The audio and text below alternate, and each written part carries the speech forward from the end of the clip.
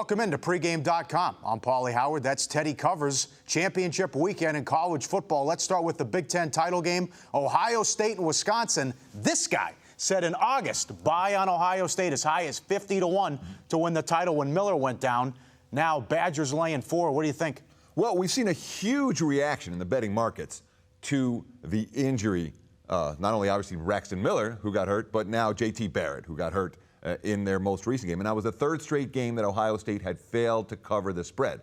This is a team that, 7-2 against a number of their first 9, and now 3 straight non-covers. They lose their backup quarterback, and the markets are reacting. They're reacting significantly, making about a 6.5 point adjustment from the look-ahead lines last week to the lines that we're seeing right now, all in favor of Wisconsin. Money that's come against Ohio State, and the money continues to come against Ohio State. You can understand the concept. Here's a team that is now going with their third-string quarterback, a guy that didn't win the job coming out of fall camp, and they're coming to him with little preparation time and a sense of desperation where they're playing for a title.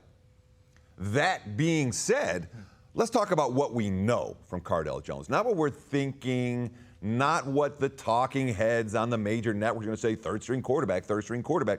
What do we know about this kid? Number one, he was neck and neck with Barrett throughout the course of spring ball. Barrett pulled ahead in the fall, but at the end of spring, Jones was, in fact, listed as at the top of the depth chart at the quarterback position. So we know that he's not hopeless.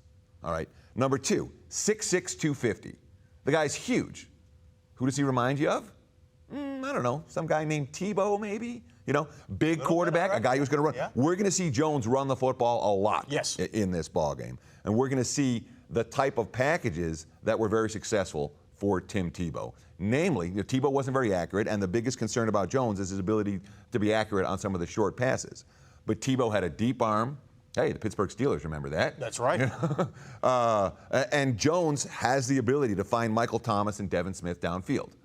So we have a coach with a legitimate game plan with quarterbacks like Jones. We know that Jones is going to be a tough out for Wisconsin to bring down at the line of scrimmage. We know that Meyer has done well in A, the underdog role, and B, with a mobile quarterback who can be physical at the line. We know that he has a game plan for these type of quarterbacks.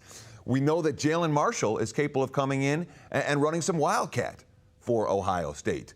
So it's not just going to be Jones. They're going to give Wisconsin a lot of different looks at the line of scrimmage and force the Badgers defense to adjust.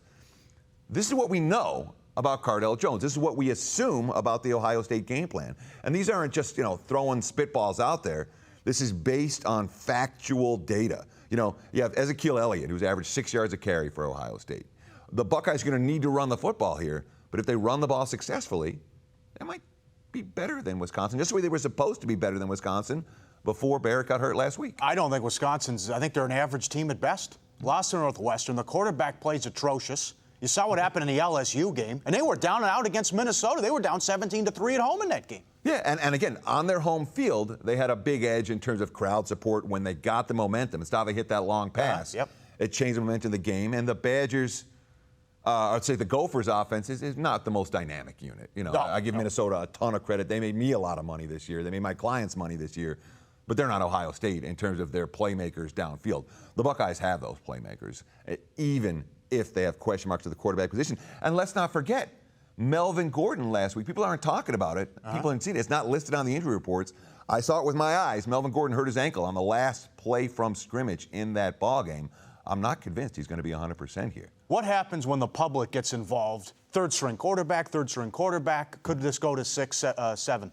I don't think there's any rush to bet Ohio State right now. If you like Wisconsin, I'd bet it sooner rather than later. But if you like the Buckeyes, take your time.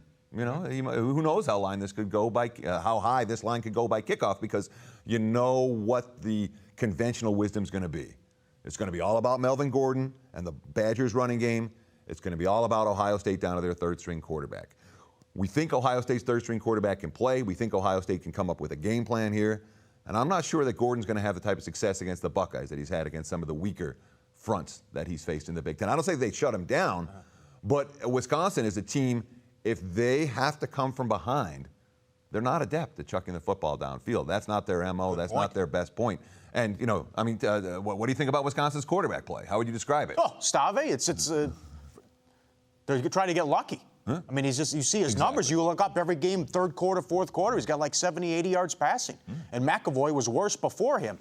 But this is why it's such a fascinating game. It's a tough assignment for Meyer because when Miller goes out and Barrett takes over, they struggle against Navy, lucky to win. And then they had the horrible loss at home to Virginia Tech. This is going to take a while, and he only has 6 days to get ready with this new quarterback. Yeah, and Ohio State is certainly likely to be a better team by their bowl game than they are today, or than they will be on Saturday.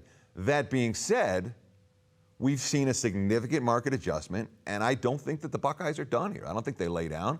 I don't think that Ohio State is hopeless with Cardell Jones at quarterback. It's just that simple. In fact, what do you say? You want to make this one official? Let's do it. Let's make it official. Ohio State plus the points, +4 now. I do think this number is going to rise, so there's no urgency in getting involved. Let's take the Buckeyes plus right here, pregame.com, for our play of the day. Well, it's not play of the day because we got other stuff we're going to do, right? Stuff coming up. Yeah, have a good weekend. Thanks for watching. Make some money. See you next time on pregame.com. And I'm going to keep whacking you because I think it's fun. And whack me back.